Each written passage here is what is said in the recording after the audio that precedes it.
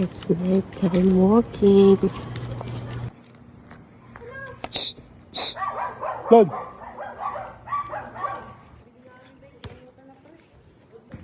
Tapos nakachinelas lang ako. Gagi, ang linaw niya kahit gabi. Angas. Hmm?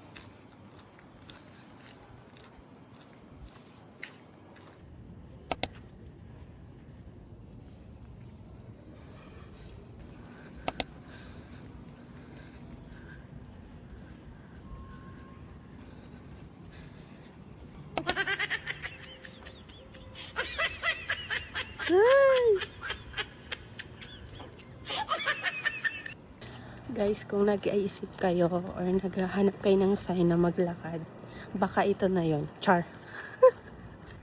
Hindi naman kailangan talaga ng ng full pack na outfit.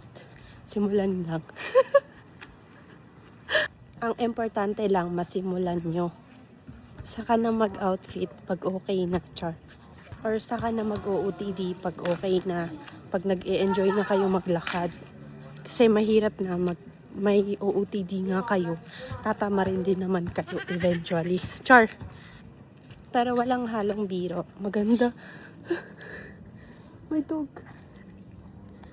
Pero walang halong biro. Mas maganda or mas okay sa amin ang paglalakad kasi hindi sumasakit yung ulo namin at hindi kami stress. Ganun.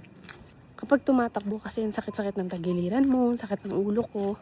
So, ayun, deadma. Ayaw na muna namin sa running dahil hindi pa kaya ng tuhod, char. Sobra kasing low maintenance pag naglalakad lang. Parang chill ka lang, ganun. Kaya ako sa'yo, lakad ka na dali. Sama mo yung asawa mo, yung boyfriend mo. Or kahit ikaw, mag-i-enjoy ka pa rin. Kahit na mag-isa ka lang. Kahit anong oras, pwede na yan. Malay mo, bukas makalawa, parehas na tayo dito. Mga na, pang Beba Max at Epichem. Char. Tingnan mo yung outfit ko. Nakapantulog or pambahay. Tapos chanelas. Tapos yun, shoes.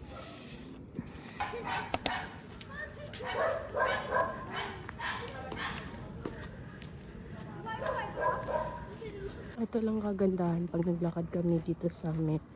Tahimik lang. At walang mga nakakalat na tao sa labas.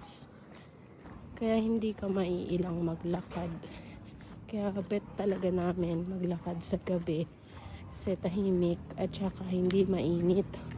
Sakto din kasi na lunch ng asawa ko. Kaya kami naglalakad talaga sa gabi. Hindi kasi ako maasahan sa umaga kasi hindi talaga ako morning person. Diba? Pero no?